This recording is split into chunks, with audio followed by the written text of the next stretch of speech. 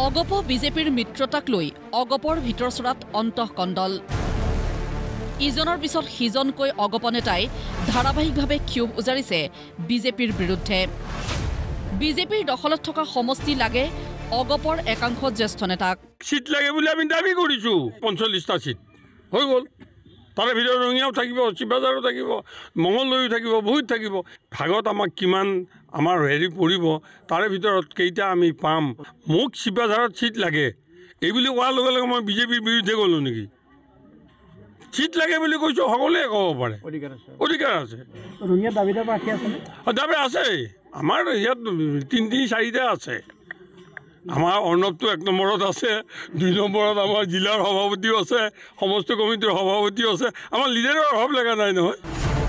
এনে সময়তেই মঙলবাৰে আমবাৰীত অনুষ্ঠিত হয় অগপৰ বৰ্ধিত কাৰ্যনিৰ্বাহক সভা বৰ্ধিত কাৰ্যনিৰ্বাহক সভাত মূলত পঞ্চায়ত নিৰ্বাচনক লৈ আলোচনা হোৱাৰ লগতে দলীয় অসন্তুষ্টিৰ বিষয়টোৱে স্থান পায় পঞ্চায়ত নিৰ্বাচনৰ উপৰিও খুব সোনকালে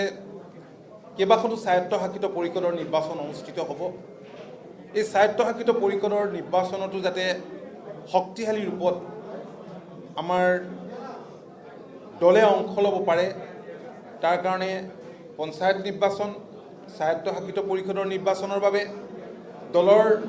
সভাপতিৰ ওপৰত কৰ্তৃত্ব দিছে আপোনালোকে তিলটো তালটো কৰি অকণমান এটা দেখুৱাবলৈ যত্ন কৰে আজিতো নাই চবে এতিয়া সত্যপত আছিলে কমলদা আছিলে মুকলিমূৰীয়াকৈ গোটেই কথাখিনি আৰু কয় আপোনালোকে অলপ ডাঙৰকৈ দি দিলে আৰু মোকো সুধি থাকে নহয় আপোনালোকে হাতীয়াটো দি পেলাই সত্যই আমুক কৈছে কমলা কলিতাই তামুক কৈছে এইবিলাক কথা দলীয় মঞ্চত আলোচনা হ'ব দলে মিত্ৰ দলৰ লগত কথা পাতিব যাৰ লগত কথা পাতিলে আমি চিটবোৰ পাম তাৰ লগতে কথা পাতিব লাগিব হয়নে নহয় অৱশ্যে দলীয় অসন্তুষ্টিৰ বিষয়টোৰ পৰা কৌশলপূৰ্ণভাৱে আঁতৰি থাকিবলৈ চেষ্টা কৰে অগপৰ সভাপতি অতুল বৰাই অতুল বৰাৰ মতে অগপৰ ভিতৰচৰাত কোনো অসন্তুষ্টি নাই সংবাদ মাধ্যমেহে তিলটোকে তাল কৰিবলৈ চেষ্টা কৰা বুলি তিৰ্যক মন্তব্য অতুল বৰাৰ সভাপতি অতুল বৰাই অগপৰ ভিতৰচৰাত সৃষ্টি হোৱা অসন্তুষ্টি ঢাকিবলৈ চেষ্টা কৰাৰ সময়তেই বিদ্ৰোহী অগপ নেতা ডক্টৰ কমলা কলিতাক আমবাৰীত দেখা গ'ল অন্য ৰূপত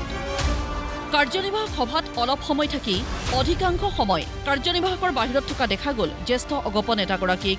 অগপৰ ভিতৰচৰাত যে অসন্তুষ্টি আছে সেই কথা স্বীকাৰ কৰিলে ডক্টৰ কমলা কলিতাই অসম গণ পৰিষদ দলক কোনো ক্ষতি সাধন কৰিব আৰু আমি নীৰৱ দৰ্শকৰ নিচিনা বহি থাকিম সেই চৰিত্ৰ মোৰ নাই গতিকে অসম গণ পৰিষদৰ মই এজেণ্ট হিচাপে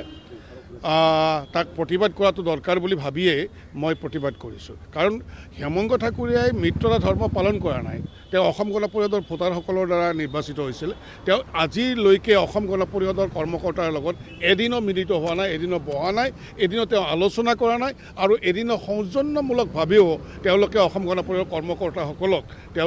তেওঁ বিচৰা নাই হেমন্ত ঠাকুৰীয়াৰ সম্পৰ্কত যদি মই আলোচনা দলিল খুলি দিওঁ তেতিয়াহ'লে তেওঁ কিন্তু ৰাজপথত ওলোৱাৰ বহুত অসুবিধা আহিব ব্যুৰো ৰিপৰ্ট প্ৰতিদিন টাইম